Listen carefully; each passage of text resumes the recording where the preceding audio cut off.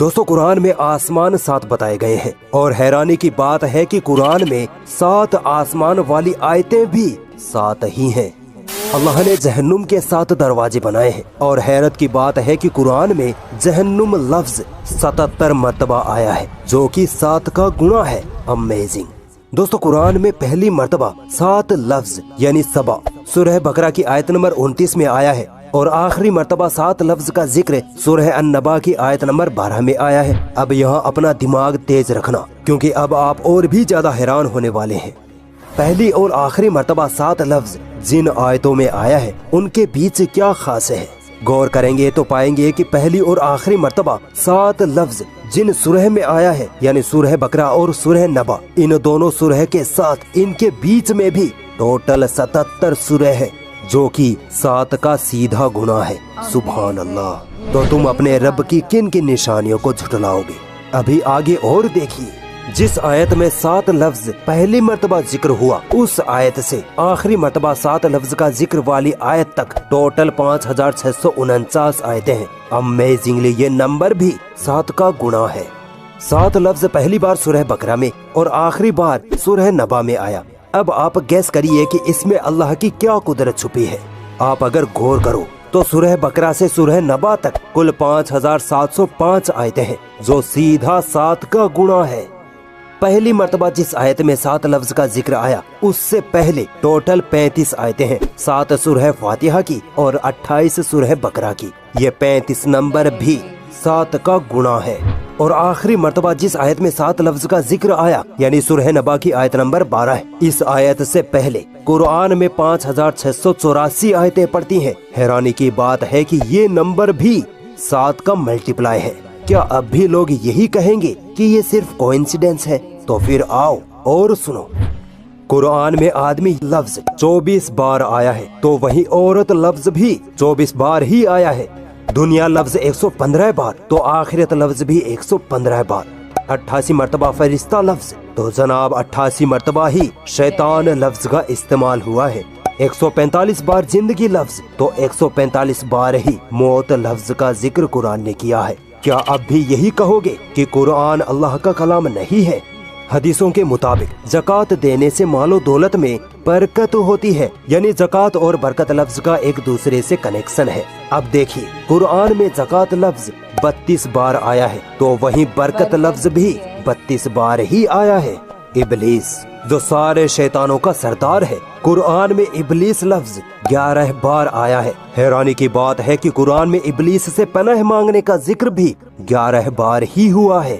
दोस्तों हम पर जब कोई मुसीबत आती है और जब अल्लाह ताला उस मुसीबत को हम पर से टाल देता है, तो हम अल्लाह का शुक्र अदा करते हैं, है ना।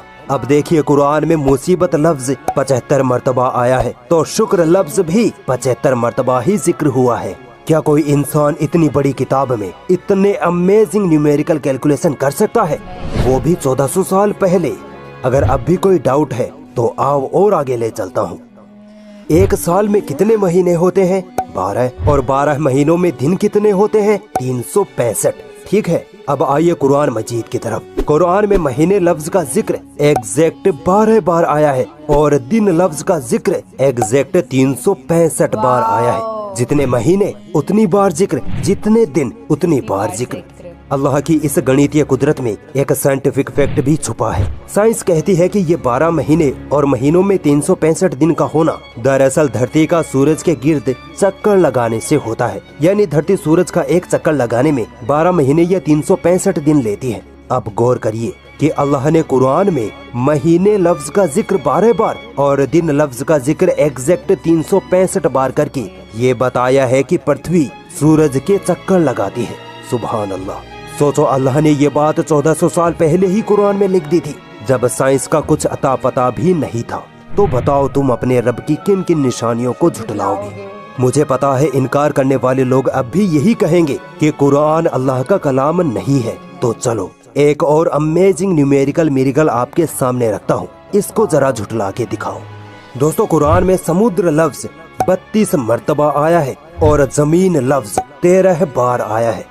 आप सोच रहे होंगे कि ये तो कोई मेल नहीं बैठा, है ना। लेकिन अगर आप इन दोनों नंबरों को जोड़ दे यानी 32 + 13 तो बनते हैं 45। अब भी कोई मेल नहीं बैठ रहा। सुनिए, साइंस कहती है कि हमारी पृथ्वी का 71.1% हिस्सा पानी यानी समुद्र है, जबकि 28.8% हिस्सा जमीन से घिरा है। अब आओ कुरान में दिए गए समुद्र और जमीन लफ्ज की परसेंटेज कैलकुलेशन करते हैं।